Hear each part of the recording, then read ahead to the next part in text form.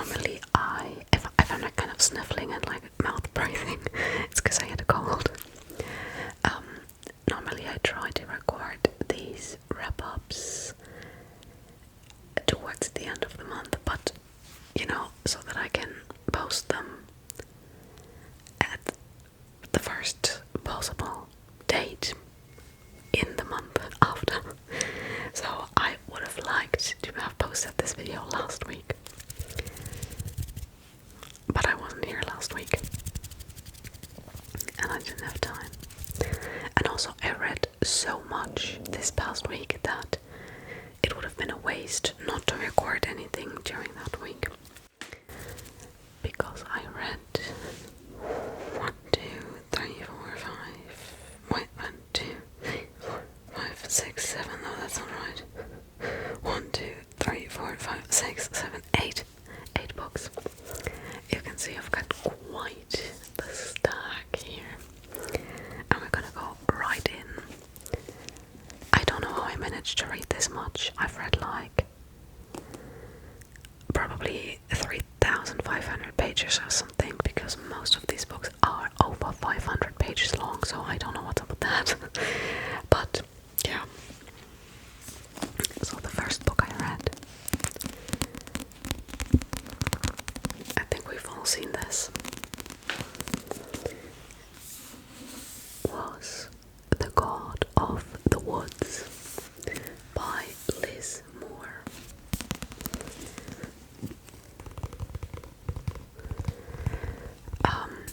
This, I think, is marketed as a thriller, which I don't really think it is, but we'll get into that later.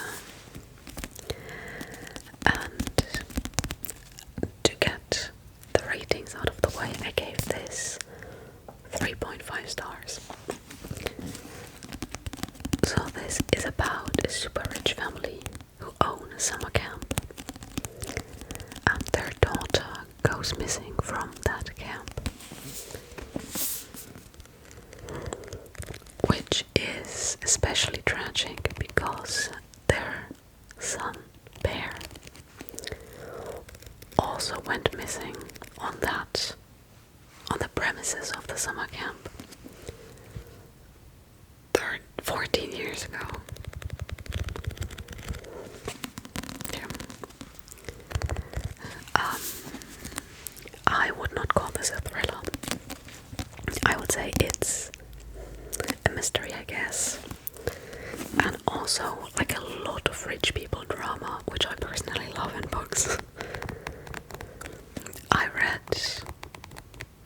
Okay, now let me put this another way. If you liked this book, or even if you didn't like it, but if you liked the rich people drama aspects of it, I would recommend Bad Summer People to you. Wait, I have it here somewhere, because that one is kind of similar in like vibes regarding rich people drama. Where is it?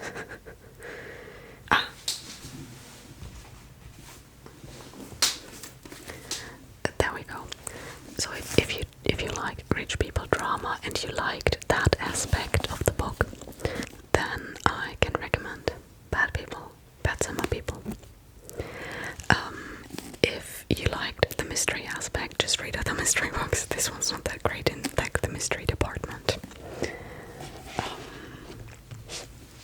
Yeah.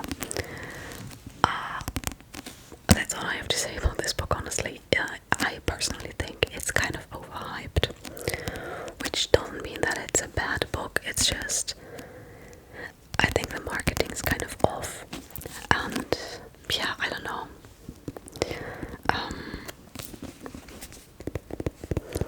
This has a lot of different POVs and super short chapters, and pretty much every chapter ends on a cliffhanger. So if that sounds like it would be annoying to you, better skip this book. If you have FOMO, you're not missing out on anything, okay? You don't have to read this book. You are not missing out. It's not that great. Also, this is like 500 pages, and I think like 450 pages. Okay, sorry, 450. And I think it could have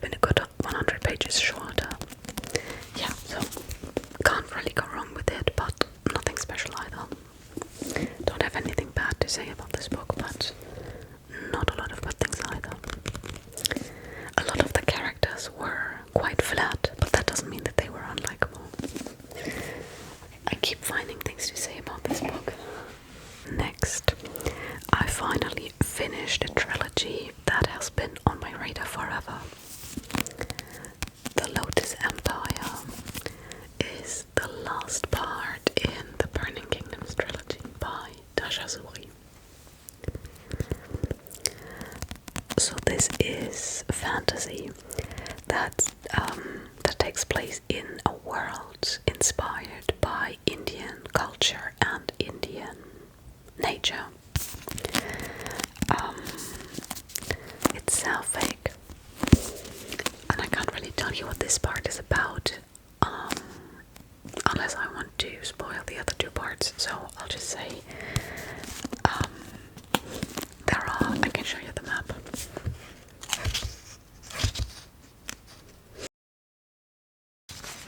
There are 5 countries united in an empire, and one of the countries, the one down here, has been oppressed for centuries, and that's not a spoiler, that happens in the first book, is fighting for independence. And we meet Priya. Priya is a former temple child and lives in the oppressed country. And Malini, who's the emperor's sister, but she's been exiled. And that's where the first book starts. Yeah, so this one, Tasha Zori has a beautiful, beautiful writing style, and the prose in this is just beautiful. Especially the nature-connected prose is so beautifully written. Unfortunately, this story didn't really go where I wanted it to go, and I wasn't entirely happy with the ending. And I did think this kind of dragged. So I only gave it 4 stars. Part 1 and part 2, you can see part 1 back here, were 5-star reads. And this unfortunately was only a 4-star read. I think this is similar to my experience with the Library trilogy by Mark Lawrence. I think I would have benefited from reading the books back to back, but no changing that now. Yeah, I would absolutely recommend this trilogy to someone interested in fantasy. Like, if you think Sapphic Indian fantasy with nature-based magic sounds interesting to you, by all means please give this a go. This is truly so beautifully written, and the characters are really, really great, especially the secondary characters, but also our protagonists. Yeah, totally me problem that I didn't give this one 5 stars. By the way, I finally put a huge dent in my physical TBR. I used to have 18 books on my physical TBR, and now I only have 12. And next is a book that I bought recently that I showed you last month. I think I showed all of them to you last month. As part of my... Oh no, I didn't show this to you. I recorded a video where I showed you this book, but I haven't posted that one yet. But I also showed this to you last month as part of my April wrap-up. So this is called A Treachery of Swans by A.B. Boranek. And this is a Swan Lake reimagining, reworking, where, I don't know if you're familiar with Swan Lake, but there's a white swan and a black swan, and they're both fighting for a prince. And in this one, the white swan and the black swan fall in love with each other. So this too features a lesbian romance.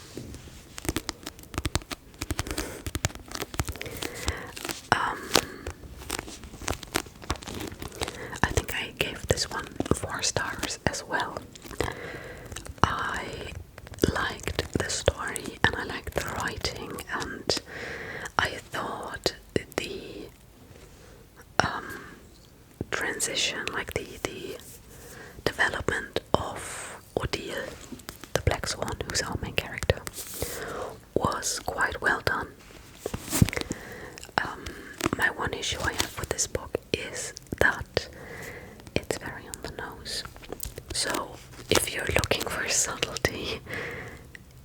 you're looking at the wrong book. Pretty much everything in this book is very predictable, and I guessed every major plot twist except for one, which personally did not bother me, but it's just something that I noticed. Or it didn't bother me a lot, but I noticed it.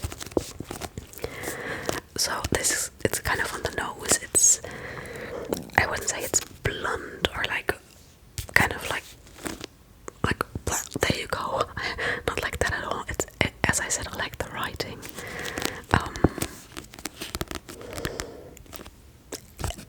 I don't know if it's because it's YA or anything, but yeah, it's a good book. I would recommend it to someone who's getting into fantasy and getting into romantasy. Maybe that kind of person could love this. Or someone like me who's desperate for anything and will read everything and anything they get their hands on. Yeah. And Swan Lake lovers, if you like Swan Lake, you'll probably like this too, because I love Swan Lake. And also reading this while listening to Swan Lake, like the ballet music, just hits differently.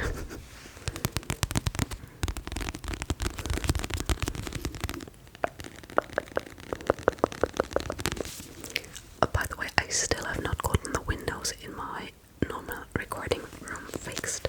So yeah, I mean today's a book video, so I would have filmed this here anyway, but yeah. The next book I read was for my book club, and I read that on my e-reader. That book is True Biz by, oh my god, I've forgotten the name. Let me turn this on real quick, and you can see it on the screen already. I'll just talk about the book a bit. I gave this one 5 stars. This one is about February, I can never pronounce that word, who's headmistress of a school for the deaf and hard of hearing. It's about Charlie, who's deaf but has been forbidden by her parents to learn sign language. Sarah Novich, or Novik, yeah, Sarah Novik is the author. Yeah, so Charlie has not been allowed to learn sign language and really struggles in school because she can only understand half of what's being said, because her cochlear implant is also not working very well. So she transfers schools and goes to Riverside Valley is the name of February's school. And there she meets Austin, who also gets his own storyline, because Austin comes from a family of like, he's deaf and his parents are deaf and his grandparents are deaf and their grandparents and their grandparents, so everyone's deaf in this family. It's kind of like a legacy. But then his sister is born hearing. Yeah. And as I said, we read this for our book club. I don't think I would have picked this up otherwise. But I really enjoyed this book. I've written a bit more about this in my Goodreads review. Feel free to check that out. But this book raises, for me at least, a lot of ethical questions about cochlear implants and deafness as not only a disability and a community, but also culture. Because sign language and like being deaf, I think actually fulfills all the necessary criteria to be its own culture. Yeah, so a lot of interesting ethical questions in this one, and I liked it. I will say the ending is quite abrupt, and there were a couple of storylines that I personally didn't fully like. Yeah, let's just say that. I never like when there's like a jealousy drama. I don't like that. Yeah, but other than that, really great book. And I can absolutely recommend this to anybody who's interested in the deaf community, because I think the author is also, I can't talk. I think the author is also deaf and wrote this book as kind of like an entry point for hearing people to learn more about the deaf community.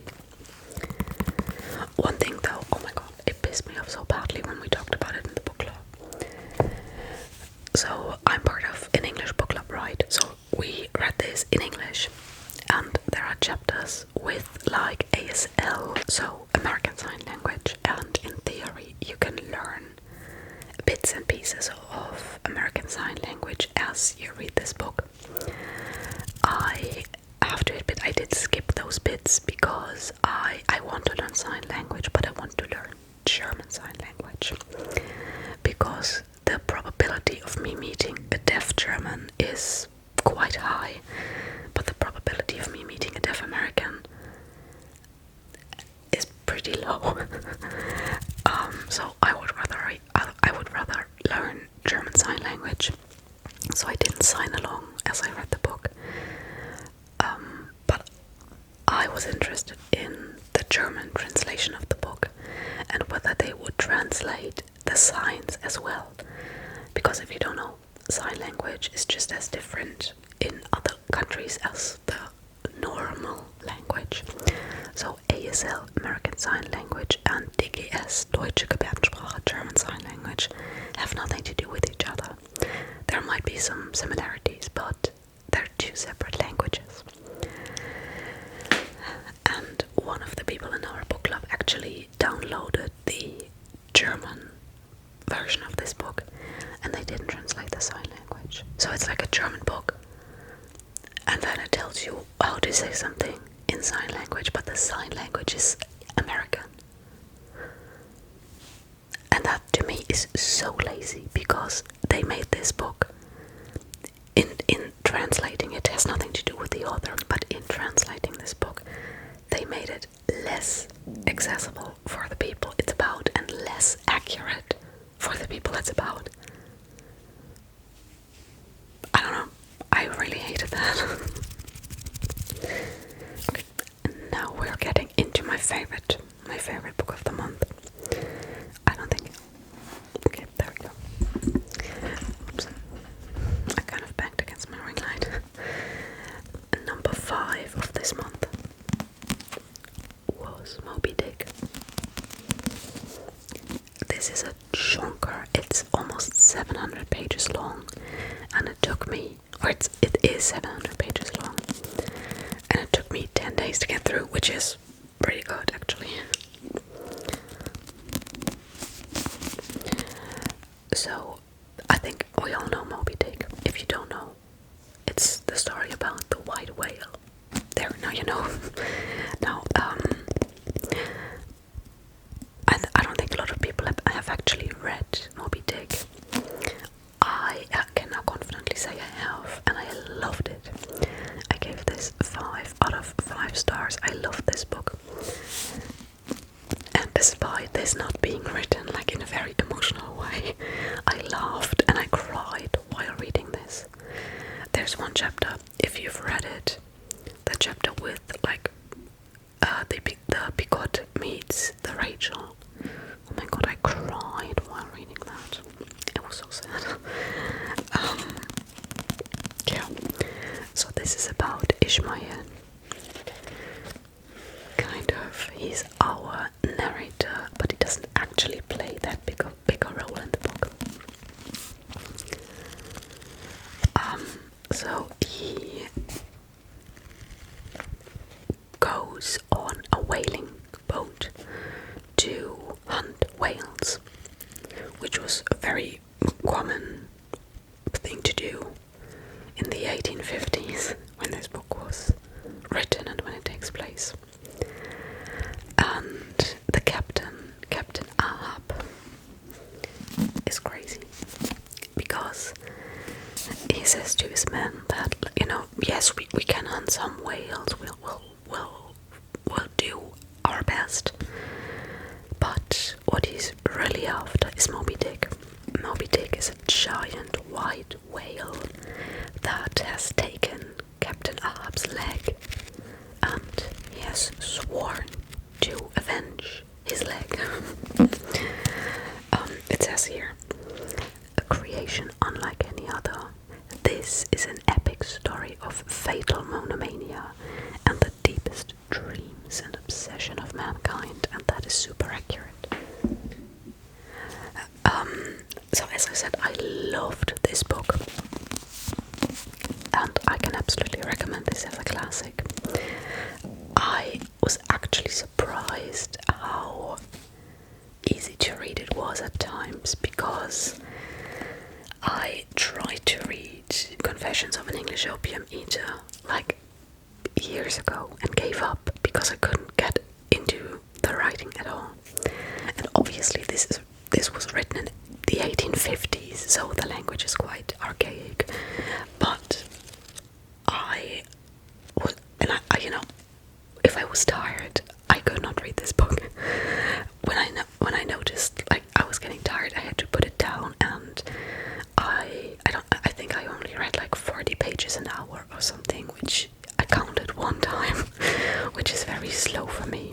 So I didn't read this more slowly than I would normally read other books of like mother language. But I read it and I comprehended it. So that was surprising. Yeah, so I can absolutely recommend this, and I will also link a blog down below that was very, very, very helpful to me. Whenever I had questions about any of the chapters, I would go look at that blog, and they went through this book chapter by chapter by chapter, explaining what was happening. And you see, Herman Melville, the author, was a prankster, and he liked to include, for his time, modern references that we today don't get anymore. And so the blog also helped me to identify those references, which were sometimes very, very funny, but they just went right over my head. Yeah, anyway, just a little warning about this book. It's racist. It's racist AF. Just be aware of that. It was written in the 1850s, and there are some very progressive views in this one. Like Ishmael is very, very progressive for his time, but you cannot fully evade the racism. Okay, let me just say that. It could have been a lot worse, but it also could have been a lot better, let's be honest. Yeah, so that's my warning number one. And the other is, only read this if you really, really want to. If you're on the fence, do not read it. This is a commitment. And I think the only reason I enjoyed it so much, and the only reason I made it through, is because I was really, really, really interested in it. And I think the people who DNF this book, or who think it's boring and who don't like it, are, which is okay, you don't have to like it, but are mainly people who didn't really want to read it anyways, but just felt they had to. And yes, I can totally see why you might not like this and why you might think it's boring. You don't have to read it. One review said you're still a good person if you didn't read this book, and you're still a good person if you didn't read this book, but if you want to read it, I loved it. Okay. We are now officially halfway through. 1, 2, 3, 4, 5, yeah. No, we're more than halfway through. 5 out of 8. Next, another classic, which I think we all know, Animal Farm by George Orwell. You know, something easy and digestible after that chunker of a book. So, if you don't know Animal Farm, what is it about? It's about a farm, and it's about animals. There you go. This is about a farm, and one morning the farmer forgets to feed his animals, and so they start a riot, and they become the Animal Farm. So they're self-sufficient now, without any humans to look over them. And they proclaim that they want to be like equals, and everything should be like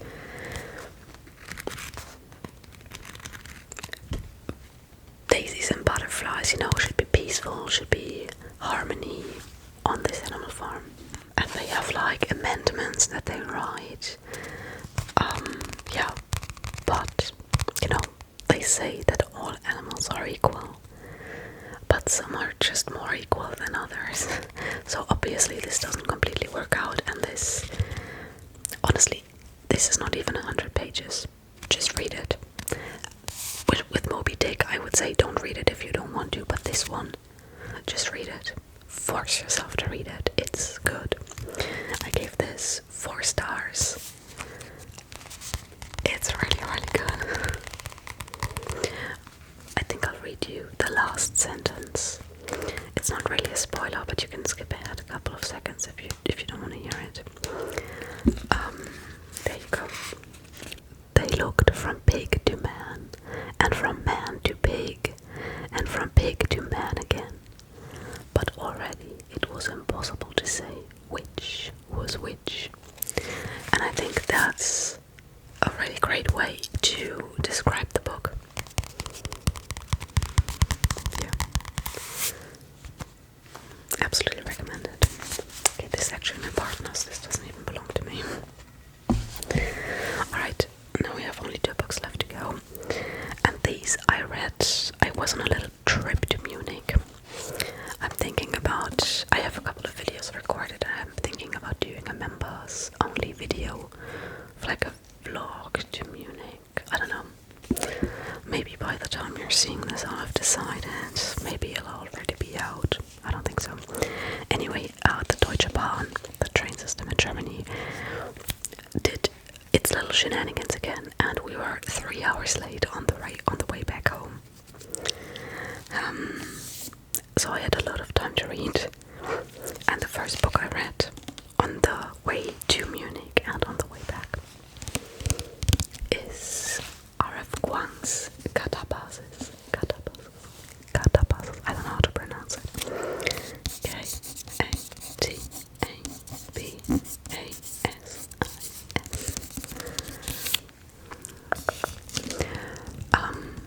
I gave this 4 stars.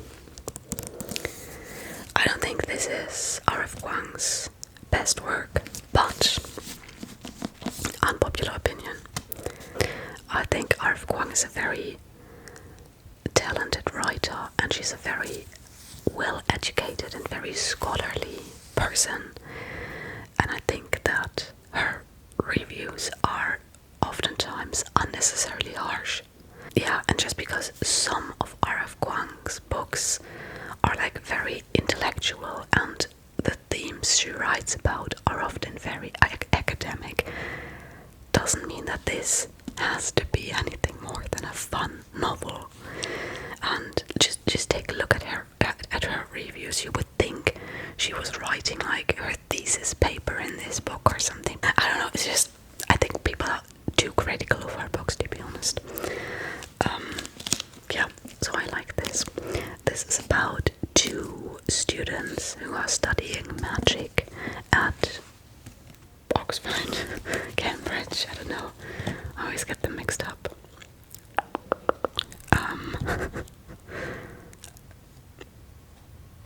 One of the 2.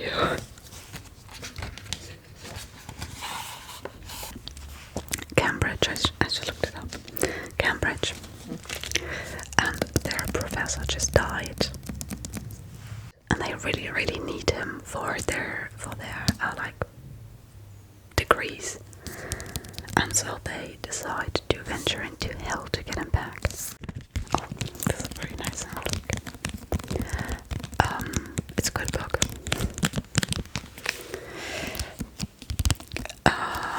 I would say if you've not read anything by R.F. Kuang, this might be a good entry point.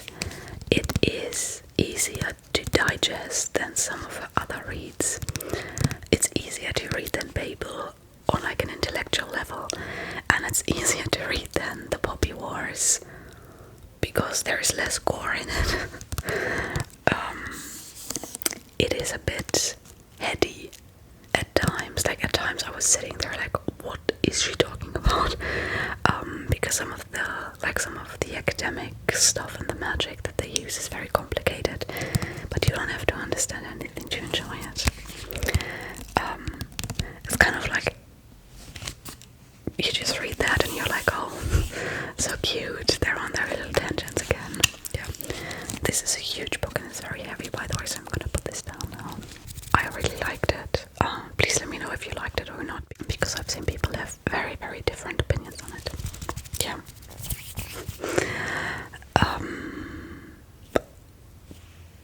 this was great fun.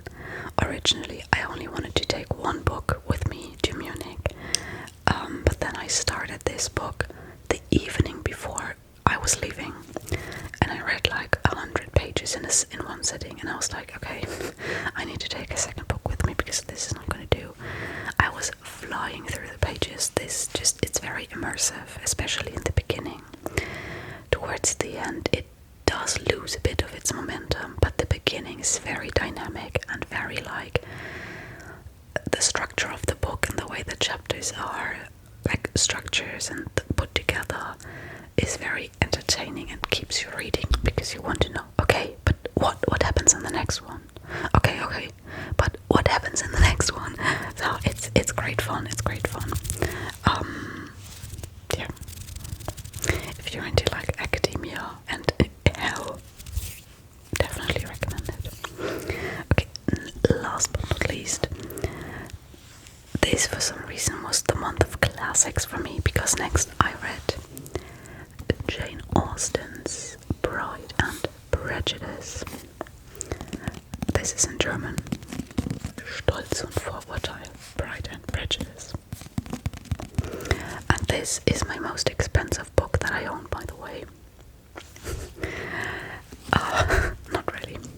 So I am a member. I have like a membership thing with one of the bookstores here in my area, and with them you can collect points for every book you buy, and for every euro you spend you get 10 points, and then you can exchange those points for trophies if you've got enough points. I've been collecting for 3 years now, and this is the first time that I exchanged my points for a trophy, which was this book. But the trophies are not in any kind of relation to the money you've spent. So, and I need you to hold my hand. I think this was 5,000 points, which is equal to 500 euros, which I've spent in the last 3 years on books. Now granted, that also includes gift cards that I was gifted, so technically not my money, or if I bought gifts for someone else, technically not my books, so this does include a lot of other things that do not count into my personal like book buying thing. But still, I left 500 euros in that bookshop over the last 3 years. The regular retail price for this, depending on where you buy it, is 8 to 10 euros, by the way. So, yeah, but free gift. Whoa. You might hear the church bells now, I hope you don't mind that. But we are nearing the end, so I'll just continue. So, Pride and Prejudice, again, is something that I can only recommend to everyone. I gave this 4 stars. And this is the definition of if he wanted to, he would. Absolute goals. This book, absolute goals. I really liked it, actually. This morning I told my partner what happens in it. Like, I was recounting all the events that happen in this book, and I noticed how much I really enjoyed it. I might round this up to like 4.5 or 5 stars because I did really like it. Yeah, so it's about Elizabeth Bennet at the end of the 18th century, so Regency era England, and she has 4 sisters, and they're all trying to find husbands. And it's about Mr. Darcy, who's in Elizabeth's eyes a horrible person, aloof and arrogant and just a horrible human being. And he also doesn't particularly like her, at the beginning at least. Yeah. Lovely book, lovely. Obviously you cannot compare this to a modern romance. It is written at the time it was written, and it takes place in the time it takes place. So it takes place in the late 18th century. So obviously it's quite different from today's perception of love and romance and dating. But I really enjoyed it. I really enjoyed it. Alright. That's it. Let me put this here. Now let me just really quickly show you the 4 books for this month, for June, as I always do in my reading wrap-ups. So the first book, which I have not started yet, but which will be my next read, is The Dragon and the Sun Lotus by Amelie Wenshao, which is part 2 of a duology I've started. But the second book has been on my shelf for 2 years now, which is embarrassing to say, but it's Did Nobody Give a Bleep What Happened to Carlotta. Yeah, I'm reading this finally after having it on my shelf for 2 years, because the writing style kind of put me off. It's like written in like stream of consciousness kind of writing a little bit. Oh, okay, now I really want to read it. Now I'm just flipping through and I really want to read it. Okay. Third is a book by Stephen Graham Jones, Killer on the Road and The Babysitter Lives. It's kind of like a 2 books in one situation. Okay. And the last book is a German one, which I got from my mom, and that is Was man von hier aus sehen kann. I don't know what that one's about. I think it's about a woman who gets a premonition when people will die, and she sees, in German it's Nukabi, I don't know what it's called in English, but she sees this animal in her dreams the day before someone in her village will die. And other than that, I don't know anything about it. Yeah. So, that's it. The church bell has stopped ringing. And now I hope that you enjoyed this video. Maybe you're already asleep. And if you aren't, I hope that you fall asleep quickly tonight and wake up tomorrow feeling refreshed and full of energy. And I'll see you in my next video. Good night. Good night. Good night. Bye bye.